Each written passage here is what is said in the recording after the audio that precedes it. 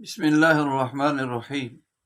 مسلم جلد ثانی کا سبق نمبر 12 صفحہ نمبر 270 باب فضائل عیسیٰ علیہ السلام سے شروع ہو رہا ہے۔ بسم اللہ الرحمن الرحیم۔ اللہم صلی علی سیدنا محمد النبی الامی وازواجہ امہات المؤمنین وذریتہ وآل بیتہ کما صلیت علی ابراہیم انک حمید مجید۔ جزا اللہ عنا محمدا ما هو اہلہ۔ باب فضائل عیسیٰ علیہ السلام، حضرت عیسیٰ علیہ السلام کے فضائل کے بارے میں یہ باب۔ ان ابا ہریرہ رضی اللہ تعالیٰ عنہ قال سمعت رسول اللہ صلی اللہ علیہ وسلم یقول انا اولی الناس بابن مریم الانبیاء اولاد علات ولیس بینی وبینہ نبی، او کما قال النبی صلی اللہ علیہ وسلم۔ حضرت ابو ہریرہ رضی اللہ تعالیٰ عنہ سے روایت ہے کہ میں نے رسول اللہ صلی اللہ علیہ وسلم کو یہ ارشاد فرماتے سنا کہ میں لوگوں میں سب سے زیادہ حضرت عیسیٰ ابن مریم کے قریب ہوں علیہم السلام، اور انبیاء کرام سب علاتی بھائی ہیں، اور میرے اور عیسیٰ کے درمیان، عیسیٰ علیہ السلام کے درمیان کوئی نبی نہیں ہے۔ تو علات، العلت ان کی جمع علات ہے، بہلاوا اس کا معنی ہے سوکن، علاتی اولاد ایک والد سے چند ماؤں کی اولاد، یعنی باپ ایک ہو مائیں مختلف ہو تو یہ آپس میں علاتی بہن بھائی بنتے ہیں۔ تو اس کے برعکس اخیافی آتا ہے کہ اخیافی وہ ہوتے ہیں کہ علاتی وہ بھائی جن کا باپ ایک اور مائیں علیحدہ علیحدہ، اور اخیافی اس کا الٹ ہے کہ مائیں مختلف، باپ مختلف ہو اور ماں ایک ہی ہو۔ کیا مطلب کہ ایک عورت پہلے زید کے نکاح میں تھی، پھر اس سے بچے ہوئے، پھر بکر نکاح میں چلی گئی، پھر اس سے بچے ہوئے، وہاں سے طلاق ہوئی، پھر جو ہے عمر کے نکاح میں چلے گی، وہاں سے تو یہ آپس میں سارے بچے تینوں باپوں کے ایک ماں سے پیدا ہونے والے بچے اخیافی بھائی ہیں۔ الانبیاء اولاد علات، یہ حدیث کا مطلب یہ ہے کہ اصل ایمان ایک ہے، شرائع مختلف ہیں، ایمان کی اصل ایک، یعنی دین کے اصول سب ایک ہیں، دین کے اصول سب کے ایک، اور فروعات میں اختلاف ہے۔ مقصود کیا تھا یہ بات کہہ کر؟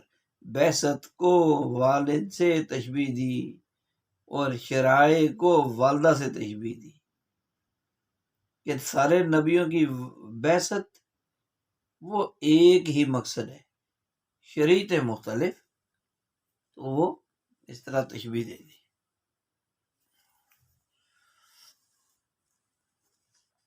عن ابی ہریرہ رضی اللہ عنہ قال قال رسول اللہ صلی اللہ علیہ وسلم انا اولی الناس بعیسیٰ الانبیاء اولاد علات ولیس بینی وبین عیسیٰ نبی۔ وہی پہلے والی حدیث کا ترجمہ ہے، مزید وضاحت کی ضرورت نہیں ہے۔ بس ان اول الناس جو ہے تمام انبیاء میں سب سے زیادہ قریب حضرت عیسیٰ علیہ السلام ہیں، یعنی زمانے کے اعتبار سے کہ قریب کا زمانہ میرے اور عیسیٰ کے قریب کا زمانہ ہے۔ تو بخاری شریف جلد اول کی آخری روایت سے بھی معلوم ہوتا ہے کہ آپ علیہ السلام اور حضرت عیسیٰ علیہ السلام کے درمیان 600 سال کا فاصلہ تھا۔ اور مفتی شفیع عثمانی رحمۃ اللہ علیہ کی کتاب جو سیرت النبی یا سیرت خاتم الانبیاء ہے، چھوٹی سی، اس میں 500 سال شاید لکھا ہوا۔ بہرحال، اور قرآن کریمہ ان اول الناس بابراہیم جو لکھا ہے کہ لوگوں میں سب سے زیادہ ابراہیم علیہ السلام قریب، کہ وہ شریعت کے لحاظ سے ہے، کیونکہ شریعت محمدی شریعت ابراہیمی کے زیادہ قریب ہے۔ تو زمانے کے اعتبار سے حضرت عیسیٰ علیہ السلام نبی علیہ السلام کے زیادہ قریب، اور شریعت کے اعتبار سے حضرت ابراہیم علیہ السلام سب سے زیادہ قریب ہیں۔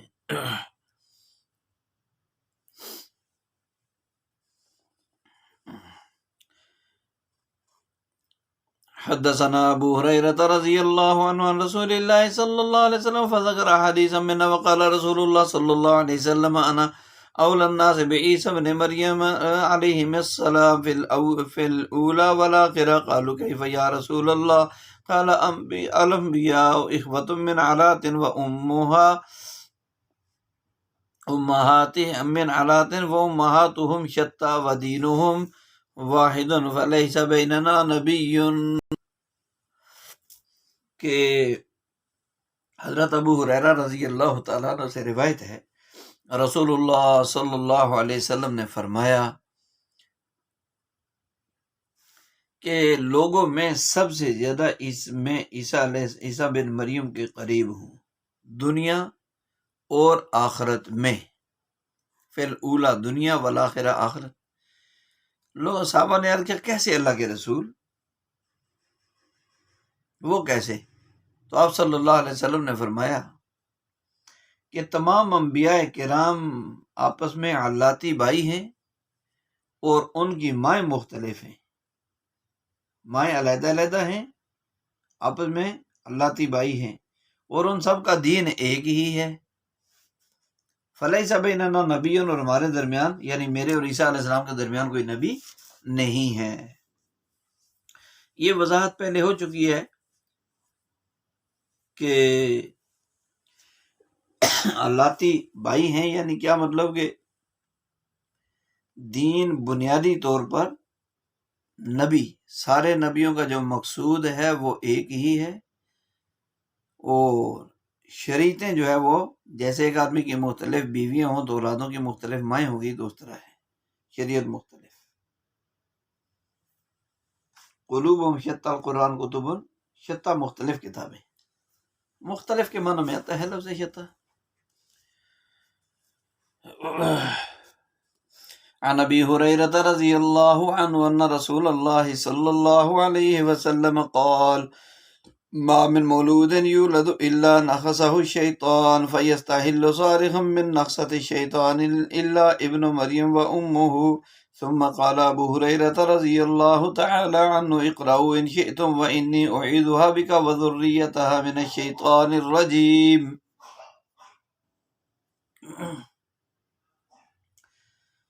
امام حضرت ابو ہریرہ رضی اللہ تعالیٰ عنہ سے روایت ہے کہ رسول اللہ صلی اللہ علیہ وسلم نے فرمایا کہ نہیں ہے کوئی بچہ ایسا کہ جس کی ولادت کے وقت شیطان اس کو چوکا نہ مارے یا کونچا نہ مارے.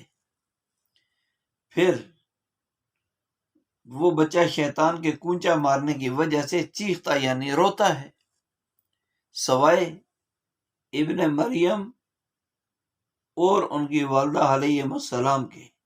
پھر حضرت ابو ہریرہ رضی اللہ تعالیٰ نے فرمایا اگر تم چاہو تو یہ آیت کریمہ وَإِنِّي أُعِيذُهَا بِكَ وَذُرِّيَّتَهَا پڑھ لو، یعنی اس میں غور کر لو. تو یہ نخسہ نخسن، جانور کے پہلو میں جو چوک مارنا تاکہ وہ تیز چلے، کوئی لکڑ کوئی ایسے کر کے چوکا مارتے ہیں ایسے کر کے، تو وہ ہے. کونچا مارنا بھی کہتے ہیں، چوکا مارنا بھی کہتے ہیں، یعنی ہوتا مطلب یہ ہوتا ہے کہ اس کو برنگیختہ کرنا، بھڑکانا تاکہ جوش میں آ جائے، تیز چلے. تو یہ استحل الصبی، بچے کا پیدائش کے وقت رونے کو کہتے ہیں، زور سے روتا ہے جو. تو الوجہ چہرے کا خوشی سے چمکنا. تو حضور صلی اللہ علیہ وسلم نے اس حدیث میں حضرت عیسیٰ علیہ السلام اور ان کی والدہ محترمہ کا صراحتاً ذکر اس لیے فرما دیا تاکہ حضرت مریم علیہ السلام کی دعا کی قبولیت کا اظہار ہو جائے جو قرآن کریم میں مذکور ہے، انی اعیذھا بک وذریتھا من الشیطان الرجیم، کہ میں نے اس کو اور اس کی اولاد کو تیری پناہ میں دے دیا شیطان مردود سے.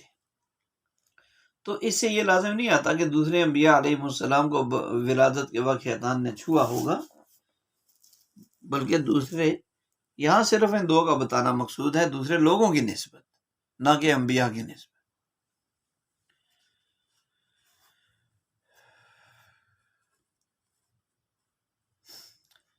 قال يمس حين يولد فيستحل صارخا من مسة الشيطان إياه وفي حديث شعيب من مس الشيطان یہ الفاظ ہیں، باقی مزید وضاحت کی ضرورت تو نہیں ہے۔ اگلی حدیث ہے عن ابی ہریرہ رضی اللہ عنہ ان عن رسول اللہ صلی اللہ علیہ وسلم انہ قال کل بنی آدم یمسہ الشیطان یوم ولدته امہ الا مریم وابنہا، کہ رسول اللہ صلی اللہ علیہ وسلم نے فرمایا کہ ہر بچے کو پیدائش کے وقت شیطان چھوتا ہے، تو سوائے عیسیٰ علیہ السلام اور ان کے بیٹے کے، مریم اور ان کے بیٹے یعنی عیسیٰ علیہ السلام کے، ان کے علاوہ ہر ایک کو کیا کرتا ہے؟ چھوتا ہے۔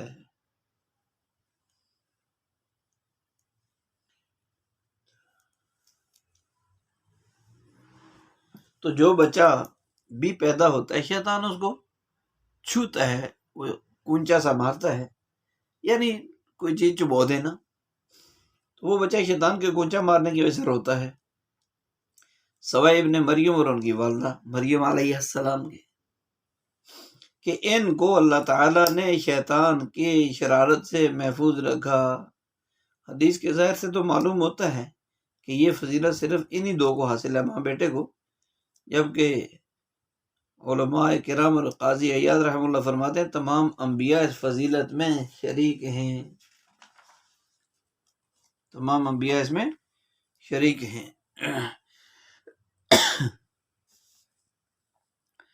عن ابی ہریرہ رضی اللہ عنہ قال قال رسول اللہ صلی اللہ علیہ وسلم سیاح المولود حین یقع نزغۃ من الشیطان۔ حضرت ابو ہریرہ رضی اللہ تعالیٰ عنہ سے روایت ہے، رسول اللہ صلی اللہ علیہ وسلم نے فرمایا ولادت کے وقت بچے کا چیخنا شیطان کو کونچا مارنے کی وجہ سے ہوتا ہے۔ تو صاح ایسی خود چیخنا، چلانا یا کسی کو پکارنا بھی کہتے ہیں، جیسے صاح زیدن، زید کو پکارا، یہاں چیخنا نہیں ہوگا، پکارنا مانا مراد ہو جائے گا۔ اور اگر صاح علی زید کہیں گے تو زید کو ڈانٹا، صاح فیہم ہلاک ہوا۔ تو بہرحال یہاں یہ اشکال کیا جا سکتا ہے کہ اگر شیطان کو تکلیف دینے کی قدرت ہے تو پھر وہ ہلاک کیوں نہیں کر دیتا؟ کسی کو تکلیف دے سکتا ہے تو مار بھی تو سکتا ہے جان سے۔ تو اس کا ایک جواب یہ ہے کہ شیطان کو صرف اتنی ہی قدرت دی گئی ہے، اس سے زیادہ کی نہیں۔ اور دوسرا جواب یہ کہ حفاظت کے لیے فرشتے بھی مقرر ہوتے ہیں، اور شیطان اللہ کے فرشتوں پر غالب نہیں آ سکتا، فرشتوں پر غالب نہیں آ سکتا۔ حدثنا ابو هريرة رضي الله عنه عن رسول الله صلى الله عليه وسلم فذكر حديثا منا وقال رسول الله صلى الله عليه وسلم رأى عيسى ابن مريم عليه السلام رجلا يسرق فقال له عيسى عليه السلام سرقت؟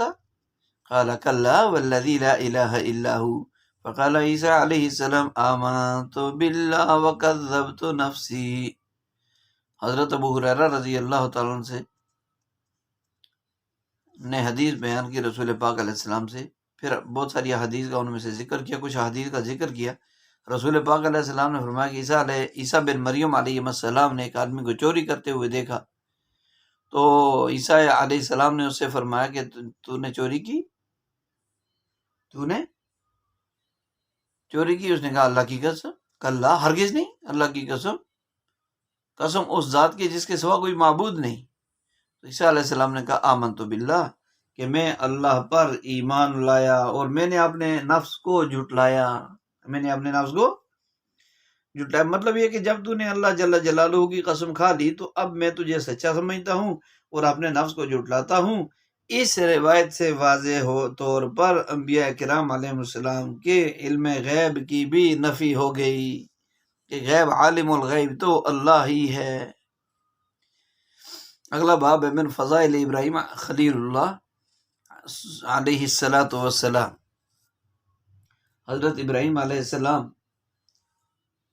کے فضائل کا باب شروع ہو رہا ہے۔ اللہ ہمیں انبیاء صدیقین شہداء صالحین والی ظاہر باطنی صفات سے ہمیں اور ہماری اولادوں کو، ہمارے متعلقین محسنین معاونین کو متصف اور مالا مال فرمائے۔ اللہ ان حدیث کو سیکھنے، سمجھنے، پڑھنے، پڑھانے والوں کو اور ان کے معاونین کو، محسنین کو اللہ دنیا آخرت میں اپنی شان کے مطابق جزا دے، اور نبی کے رنگ میں رنگ دے، ظاہر باطن کو، قول فعل کو، عادت عبادت کو۔ تو عن انس بن مالك رضي الله تعالى عنه قال جاء رجل الى رسول الله صلى الله عليه وسلم فقال يا خير البريه، فقال رسول الله صلى الله عليه وسلم ذاك ابراہیم علیہ السلام۔ حضرت انس بن مالک رضی اللہ تعالیٰ عنہ سے روایت ہے کہ ایک آدمی رسول پاک علیہ السلام کی خدمت میں آیا اور اس نے عرض کیا یا خیر البریہ، تو رسول پاک علیہ السلام نے فرمایا وہ تو حضرت ابراہیم علیہ السلام ہیں۔ البریہ یا البریہ یہ مخلوق کو کہتے ہیں، تو خیر البریہ مخلوق میں بہترین، اس کی جمع ہے بریہ کی، برایا۔ تو نبی علیہ السلام نے جواب میں فرمایا ذاک ابراہیم علیہ السلام۔ علماء کرام فرماتے ہیں کہ رسول اکرم صلی اللہ علیہ وسلم تواضع اور احترام کی وجہ سے یہ ارشاد فرمایا، ورنہ نبی علیہ السلام افضل ہیں۔ جیسے دوسری روایات میں حضور علیہ السلام نے فرمایا میں تمام اولاد آدم کا سردار ہوں۔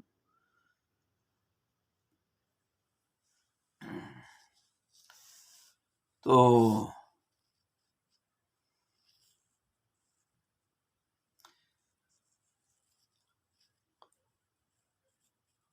قال سمعت انس رضی اللہ عنہ یقول قال رجل یا رسول اللہ بمثل، اسی جیسی حدیث نقل کی۔ عن سفیان المختار قال سمعت انس رضی اللہ عنہ ان نبی صلی اللہ علیہ وسلم بمثل، اسی جیسی حدیث۔ عن ابی ہریرہ رضی اللہ عنہ قال قال رسول اللہ صلی اللہ علیہ وسلم اختتن ابراہیم علیہ السلام وهو ابن 80 سنہ بالقدوم۔ حضرت ابراہیم علیہ السلام کا ختنہ کیا گیا 80 سال کی عمر میں تیشی کے ساتھ، تیشے کے ساتھ۔ حضرت ابو ہریرہ رضی اللہ عنہ راوی ہے کہ رسول پاک علیہ السلام میں حضرت ابراہیم علیہ السلام نے 80 سال کی عمر میں درانتی سے اپنا ختنہ خود کیا۔ اختتن ابراہیم علیہ السلام، اپنا ختنہ خود کیا 80 سال کی عمر میں، درانتی کے ساتھ۔ اس کے ساتھ ختنہ، اختتن ختنہ کرنا، ختنہ شدہ ہونا۔ ختن ہر وہ رشتہ جو عورت کی طرف سے ہو اس کو کہتے ہیں ختن، جیسے خسر، سالہ، داماد وغیرہ، ان کے لیے لفظ ختن بولا جاتا ہے۔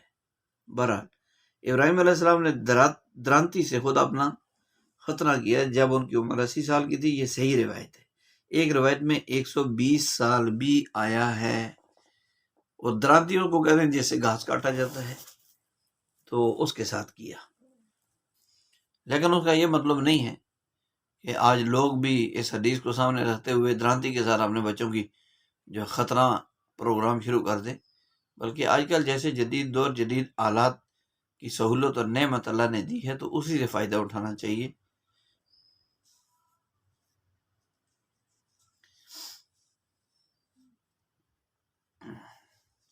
عن ابی ہریرہ رضی اللہ عنہ ان رسول اللہ صلی اللہ علیہ وسلم قال نحن حق بالشک من ابراہیم اذ قال رب ارنی کیف تحیی الموتى قال اولم تؤمن قال بلى ولكن ليطمئن قلبي ويرحم الله لوطا عليه السلام لقد كان ياوي الى ركن شديد ولو لبثت في السن طول لبس یوسف علیہ السلام لاحببت داعیہ او کما قال النبی صلی اللہ علیہ وسلم۔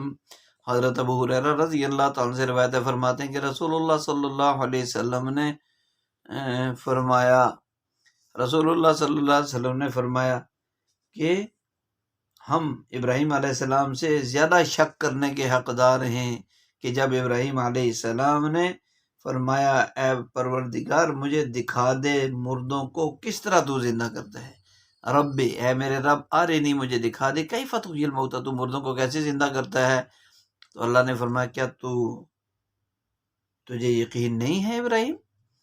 تو عرض کیا کیوں نہیں، لیکن میں اپنے دل کا اطمینان چاہتا ہوں، اور اللہ لوط علیہ السلام پر رحم فرمائے وہ ایک مضبوط قلعہ کی پناہ چاہتے تھے، اور اگر اتنے عرصے تک مجھے قید میں رکھا جاتا جتنا کہ حضرت یوسف علیہ السلام رہے تو میں بلانے والے کے ساتھ فوراً چلا جاتا، فوراً جاتا۔ آوا یاوی، پناہ لینا، قیام کرنا، ٹھہرنا۔ تو نحن حق بشک من ابراہیم، اس کے معنی میں علماء کے مختلف اقوال ہیں۔ سب سے اچھا اور صحیح قول وہ ہے جس کو ابو ابراہیم مزنی اور علماء کی ایک جماعت رحمہم اللہ نے اختیار فرمایا۔ وہ قول یہ ہے کہ شک کرنا ابراہیم علیہ السلام سے محال ہے، دور کی بات ہے مردوں کے زندہ کرنے میں۔ اگر انبیاء کو شک ہوتا تو ہم اس شک کے ابراہیم علیہ السلام سے زیادہ حقدار تھے، لیکن تم جانتے ہو کہ ہم نے شک نہیں کیا، تو ابراہیم علیہ السلام نے بھی شک نہیں کیا۔ نیز ابراہیم علیہ السلام کی تخصیص اس لیے کی کہ جب یہ آیت اولم تؤمن نازل ہوئی تو ایک جماعت نے کہا کہ ابراہیم علیہ السلام نے شک کیا، تو آپ علیہ السلام نے ان کی نفی کی کہ ابراہیم علیہ السلام نے شک نہیں کیا، اگر وہ شک کرتے تو پھر ہم ان سے زیادہ شک کرنے کے حقدار تھے۔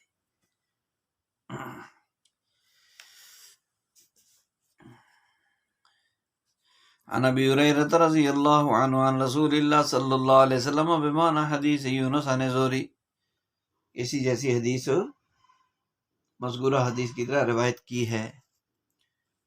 عن ابی ہریرہ رضی اللہ عنہ عن النبی صلی اللہ علیہ وسلم قال یغفر اللہ للوط علیہ السلام انہ آوى الى رکن شدید، کہ انہوں نے ایک مضبوط قلعے کی پناہ چاہی، مضبوط قلعے کی پناہ چاہیے۔ عن ابی ہریرہ رضی اللہ عنہ ان رسول اللہ صلی اللہ علیہ وسلم قال لم یکذب ابراہیم النبی علیہ السلام قط الا ثلاث کذبات ثنتین فی ذات اللہ قوله انی سقیم وقوله بل فعله کبیرهم هذا وواحدۃ فی شان سارہ علیہ السلام فإنہ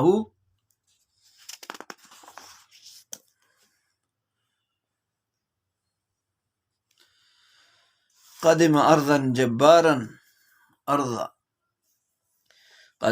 جبار ومعه سارہ علیہ السلام كانت احسن الناس فقال لها ان هذا الجبار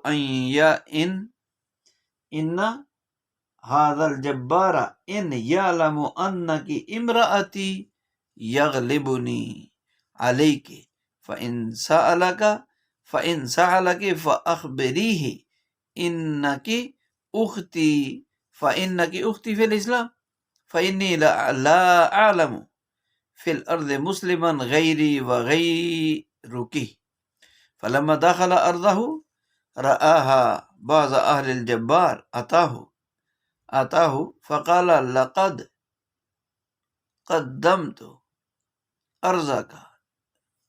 قدمت أرزك امرأة لا ينبغي لها أن تكون إلا لك فأرسل إليها فأتى بها قام إبراهيم إلى الصلاة فلما دخلت عليه لم يتمالك أن بسط يده إليها قبضت يده قبضة شديدة فقال لها ادع الله أن يطلق يدي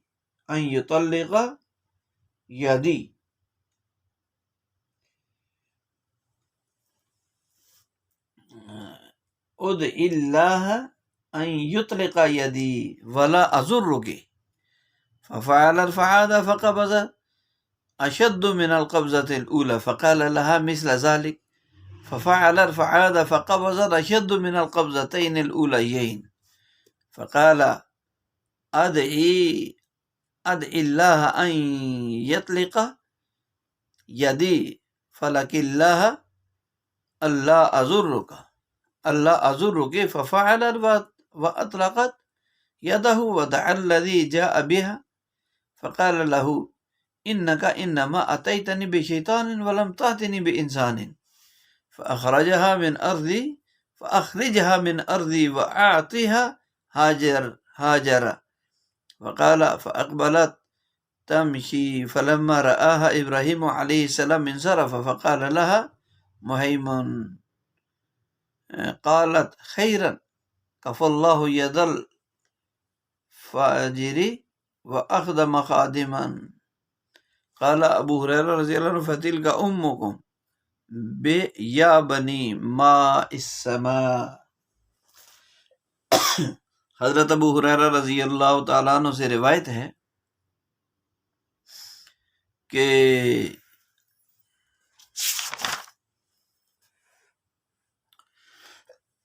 رسول اللہ صلی اللہ علیہ وسلم نے فرمایا کہ حضرت ابراہیم علیہ السلام نے کبھی بھی جھوٹ نہیں بولا سوائے 3 مرتبہ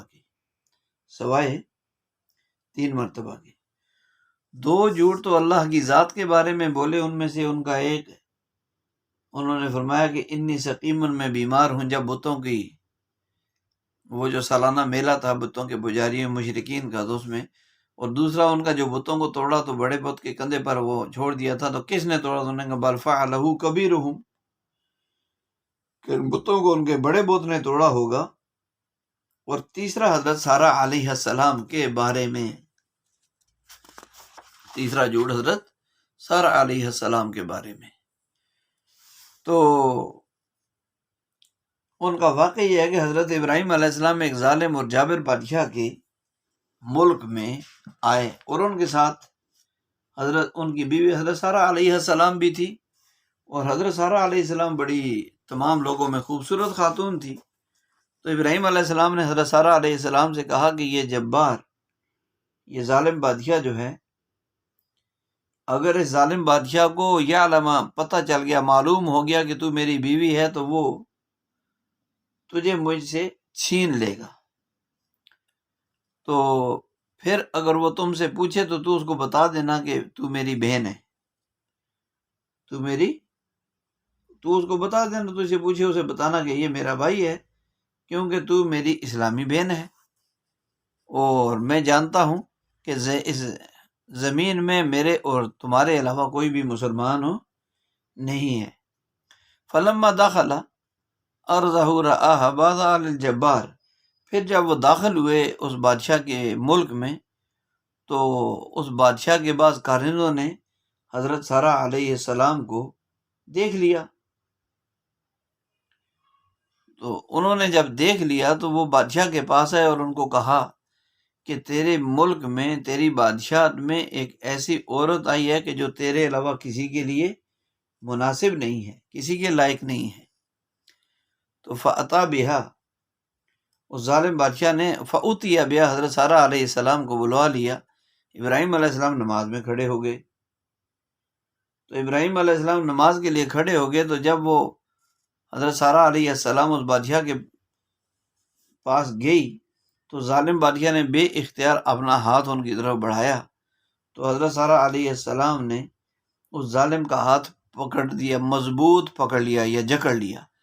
تو اس بادشاہ نے کہا کہ تو اللہ سے دعا مانگ، تو اللہ سے دعا کر کے میرا ہاتھ کھل جائے تو میں تجھے کوئی بھی تکلیف نہیں پہنچاؤں گا. تو حضرت سارہ علیہ السلام نے دعا مانگی، اور اس نے دوبارہ پھر وہی حرکت کی کہ ہاتھ ان کی طرف بڑھایا، تو انہوں نے پہلے سے بھی زیادہ مضبوطی سے اس کے ہاتھ کو جکڑ دیا، یا اس کا ہاتھ جکڑ دیا گیا. تو حضرت سارہ علیہ السلام پھر فقال لها مثل ذلك، پھر بادشاہ نے اسی طرح کہا کہ تو میرے لیے اللہ سے دعا مانگ، میں تجھے تکلیف نہیں پہنچاؤں گا. تو انہوں نے ایسا ہی کیا، یعنی دعا مانگی. تو پھر وہ تیسری مرتبہ پھر اس نے ہاتھ بڑھایا ان کی طرف، تو اس سے بھی زیادہ جکڑ دیا گیا اس کا ہاتھ، پہلی 2 مرتبہ سے بھی زیادہ جکڑ دیا گیا. تو اس تیسری مرتبہ جب اس نے بڑھایا تو وہ ظالم کہنے لگا کہ تو اللہ سے دعا کر کہ میرا ہاتھ کھل جائے، اللہ کی قسم میں تجھے تکلیف نہیں پہنچاؤں گا. تو انہوں نے ایسا ہی کیا، دعا مانگی اور اس کا ہاتھ کھول دیا گیا. اور اس بادشاہ نے اس آدمی کو بلایا کہ جو حضرت سارہ علیہ السلام کو لایا تھا اس بادشاہ کے پاس، اور اس کو کہا کہ تو میرے پاس ایک شیطان کو لے کر آیا ہے، تو میرے پاس شیطانی کو لایا ہے اور انسان نہیں لایا، تو اس ظالم نے حضرت سارہ علیہ السلام کو اپنے ملک سے نکال دیا اور ان کو جو ہے حضرت حجرہ علیہ السلام کو بھی ان کو دے دیا۔ حضرت سارہ حضرت حجرہ کو لے کر چل پڑی، تو حضرت ابراہیم علیہ السلام نے جب ان کو دیکھا تو پلٹے اور ان سے فرمایا کہ کیا ہوا؟ حضرت سارہ رضی اللہ علیہ السلام کہنے لگی کہ خیر ہے، اور اللہ نے اس بدکردار ظالم کا ہاتھ مجھ سے روک دیا اور اس نے مجھے ایک خادمہ بھی دلوا دی۔ حضرت ابو ہریرہ رضی اللہ تعالیٰ عنہ فرماتے ہیں فَتِلْكَ أُمُّكُمْ، اے اولاد ماء السماء، آسمان کے پانی کی اولاد، یہی حضرت حاجرہ تمہاری ماں ہے۔ تو اخبر بمانا کسی چیز کو آگاہ کر دینا، خبر کر دینا، یا تمالک کسی چیز سے اپنے آپ کو روکنا، قدرت ہونا۔ تو بہرحال ماہیم برائے استفہام ہے، بمانا ما ماہین لکا، کیا بات ہے، کیا خبر ہے۔ تو اس حدیث میں حضرت ابراہیم علیہ السلام کے جن 3 جھوٹوں کا ذکر کیا گیا ہے، علماء کرام لکھتے ہیں در حقیقت ابراہیم علیہ السلام نے تینوں جگہوں پر جھوٹ نہیں بولا حقیقت میں، بلکہ توریہ کیا، جو کہ جائز ہے۔ توریہ کہتے ہیں کوئی ایسا کلام کرنا، ایسا بولنا کہ جس کے 2 معنی ہوں، ایک قریبی اور دوسرا دور کا معنی۔ تو اب مخاطب قریب کا معنی سمجھے اور متکلم خود بولنے والا وہ دور کا معنی مراد لے لے، تو یہ جھوٹ نہیں تھے یہاں، کیونکہ جھوٹ تو گناہ ہے اور انبیاء علیہ السلام تو ہر طرح کے گناہ سے معصوم ہوتے ہیں۔ تو باقی روایت میں اس کو جو جھوٹ فرمایا وہ ظاہری اعتبار سے ہے، حقیقت میں یہ جھوٹ نہیں ہے۔